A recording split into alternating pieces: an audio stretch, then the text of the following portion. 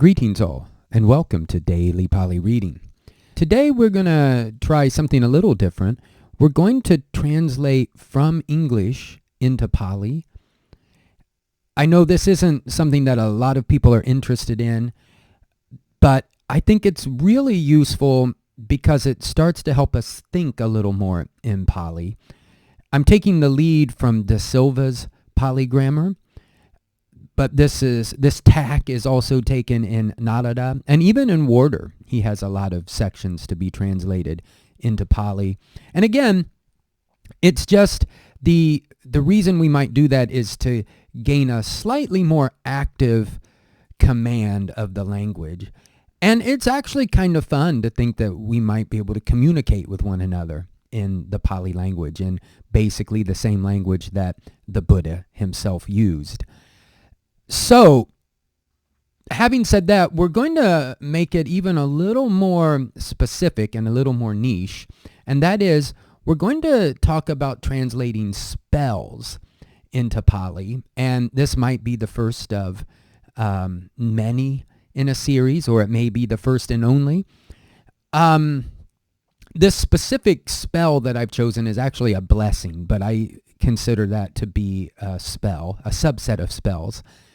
Now, I do know that depending on where you are kind of culturally and where you are, maybe not so much on your journey, but maybe more or less culturally, how you've come to Buddhism, this may seem like anathema to you.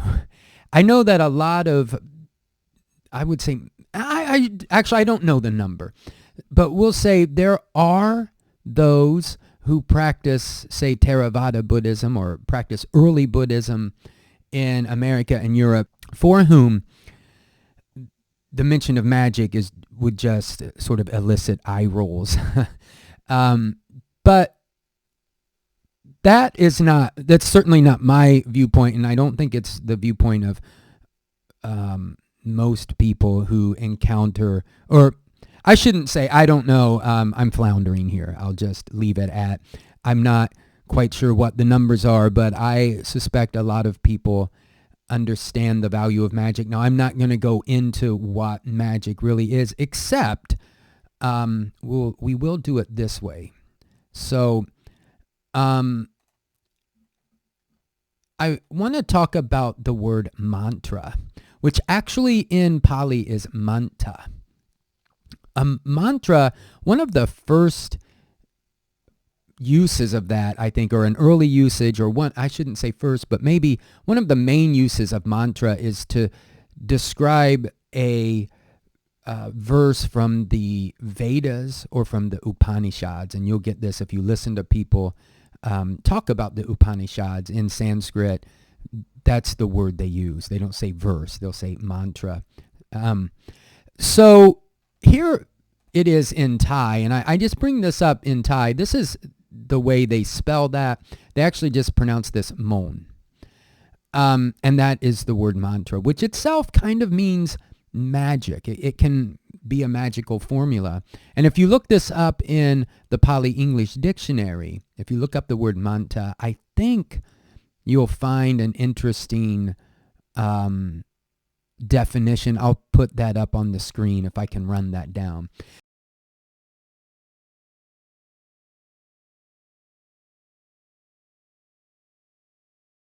So I just put this up here because if you look at the Thai word for prayer, which is suat mom, this is actually the same word. This is an alternate spelling of, we would say mantra, but I think this would show more of its Pali origin. There's no ra in Pali, so manta, or again in Thai, mon. So suat mon is like a prayer mantra, but like an actual magical spell or something that maybe even is darker, like sorcery, is wait mon. And that is like a Vedic mantra. So I just want to put out there that that's sort of baked into the kind of the culture of Thai, certainly baked into the language, probably a lot of Southeast Asian languages as well. And I would love to hear from anyone about any opinion they have on this matter. about this or anything in the video, and I will urge you at the end to please send in any comments and share any experiences. So again, the reason I point that out is because a prayer, at least in Thai, carries with it this idea of prayer like magic. And I think prayers are a form of magic. What we're going to talk about is an actual blessing. Now, this is from John O'Donohue, who sadly has passed away, a former Irish priest, and then kind of philosopher and poet, wrote this beautiful book, To Bless the Space Between Us. And it is a book of blessings for all kinds of occasions. And this little verse here comes from one called For the Senses. So it's, by the way, just in English, it's obviously very beautiful. May the fragrance of a breathing meadow refresh your heart and remind you you are a child of the earth. And I thought, well, this might be a really good one to put into Pali. And it turns out it's not too hard. It's not too difficult to do.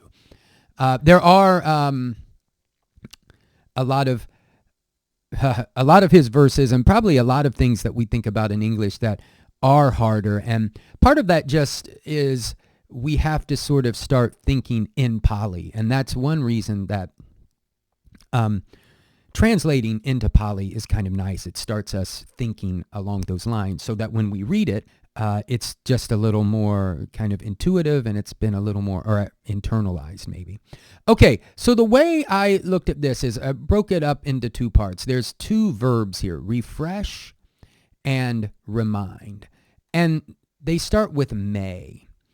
May refresh and may remind. So these are imperatives. So just kind of keep that in mind. And actually, I did this kind of literally, but then you'll see that we have to make one change. But I'll go through the steps here.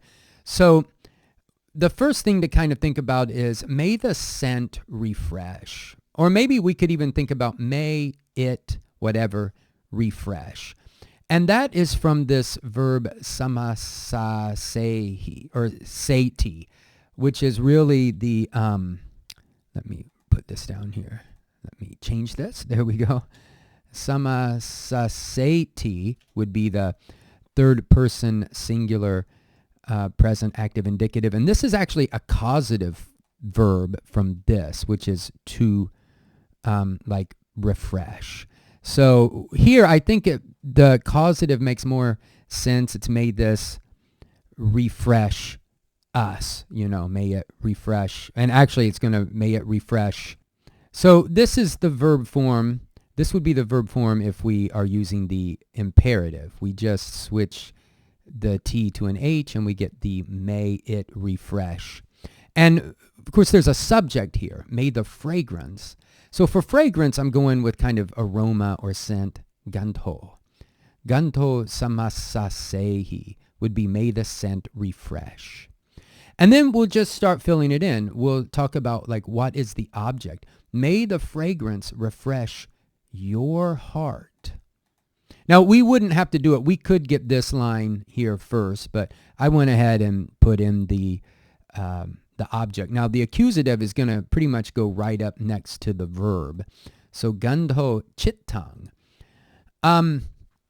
We could use a word like hadayo or hadayang. I'm not sure if that's neuter. I should know that, but that would be literally the organ, the heart. But I think when we think about chittang, it's mind, heart. And keep in mind that when they translated this into Chinese, they used the character for heart.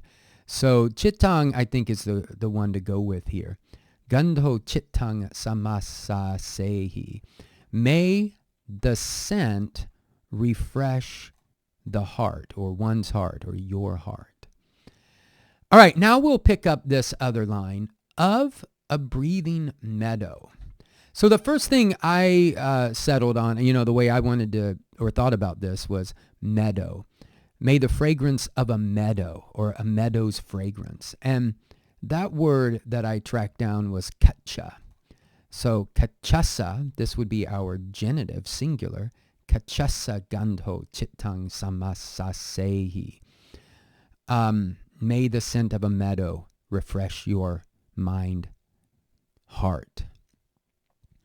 And then we want to put in this breathing meadow. Now, here I didn't go so literally because I don't know. I'm just not, I'm not at that stage in my Pali where I would feel comfortable putting that in Pali. If anyone out there really knows Pali, they could maybe share. And of course, sometimes that's what poetry does. It does something kind of novel, but a breathing meadow doesn't sound too novel to me in English. It's an interesting one. So I just went with may the scent which is blowing around. And that actually comes up in another daily Pali reading I'll link to. But the verb would be sampavati. And so I went with this longer form, sampavanto gandho, a blowing scent. You could probably have sampavang as well. That would be a shorter form of the participle. And that's what this is. This is a nominative singular, masculine nominative singular participle because it's a verbal adjective and it's agreeing with gandho, which is nominative masculine singular. Here I put it, this would be kind of literal if you said kacha, made the scent which is blowing from a field or from a meadow, not a field, but a meadow. Which, and by the way, I didn't want to use a word like park because I think a park sort of implies something that people have had a hand in creating, in a meadow, maybe not. A meadow is perhaps just, natural. So that would be literal, but I think this idea of using the genitive, I think, again, I've said it many times that in Duroysel, he mentions that genitives often are used in place of an ablative or something. And I think it makes sense here that a field's blowing scent, may the field's blowing scent refresh your mind/heart. Now, one thing that if you do work through, if you've read a lot of Pali, or certainly if you work through De Silva, you will notice is that, or you might have been thinking about already, is we probably won't have two verbs just put together. You probably could link these with and. If you wanted, you could put in a cha somewhere and have another cha. I didn't take that route. So to kind of spoil the surprise, I went ahead and when it comes time to link this with the next clause, I went ahead and made this an absolutive. So it's like, having refreshed your heart, may the scent having refreshed your heart remind you, and that's what's coming up next. So sorry to be a little chaotic there. So let's look at this second part. And remind you, you are a child of the earth.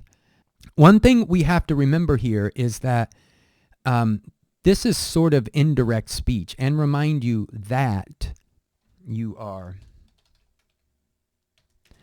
So whenever we come across a that's going to be ti, short form of, iti. So may it remind you, we're going with the causative of janati, janapehi. May it make known to you, or may it make you know. That's how I'm taking this. Tavang it could be twang, or tuwang, or tung. Those are all accusative of the second person singular pronoun. Then we have to talk about this first part.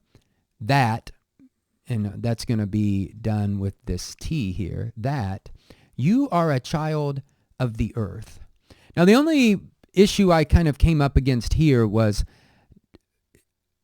if you go with child or sort of like young person, it becomes very gender specific. And this is, I'm keeping this in the singular. So I kind of looked around for a word that would at least that seems like it would be gender neutral. It could be anybody. So I went with tanayo. It's going to be in the masculine. It's a masculine noun, but I think it just means offspring, so it's not specific about whether it's male or female. So that's fairly inclusive there. So here is the second person singular pronoun, a personal pronoun, you, twang, you, and then we're just making this a nominal sentence. We'll understand the verb to be are tanayo, an offspring, bumiya. Now this is the genitive singular from bumi, which is a feminine noun, meaning ground or earth or land. So if we put this all together, and I could just put this second part together here first, it would look something like that. Twang bumiya tanayoti, tawang jana pehi. And then, like I said, if we put the whole thing together, and I should say one last thing. When transforming samasasehi into an absolutive, I went with this ya ending, not the twa, because de Roysel mentions that verbs that have prefixes often will take this type of ending. So that's why I settled on that. Again, dear listener, if you have a better approach or another opinion on that, I would love to hear. So the whole thing comes together as kachasa sampavanto. Looks like I made a little error there. Sampavanto gandho chittang samasasiya twang bumiya tanayoti tawang janapehi. So here's the best way I think we could say this. I know that we know what it means in English, but just to kind of backwards translate it now, we could say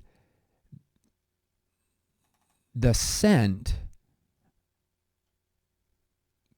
which is blowing around, maybe from the meadow or a meadow's blowing scent, having refreshed the heart, your heart, perhaps, your mind heart, may it remind you that you are offspring of the land, of the earth. So to me, that's just kind of an interesting process, and I would be interested if, dear listener, you have any interest in creating spells in Pali. And I didn't mention this at the beginning, but one reason that we might do this is, as beautiful as this is in English, or whatever your native language is, we have a tendency sometimes not to think very deeply. We might bask in the beauty, and I'm not saying never, but it is possible to just kind of let this stuff kind of go by. And if we start to kind of take it apart and really think about what this means, it can have a deeper effect upon us. And that is something we have to do if we're going to translate into another language, because we have to really kind of understand, we definitely have to have an understanding of what's being said. So again, I really would love to hear if you have any experience with spells, with writing your own spells. I remember once in a writing group, I was playing music for a writing group years ago, and one of the people who shared said that she wrote spells. And I just thought that that was the most interesting thing, and something that I'm not good at, but I think that we could all write spells, and certainly writing blessings for each other would be a very good undertaking. I think a very, I think would come from the, it would definitely, or could be described as kusala. So, okay, on that note, peace. peace.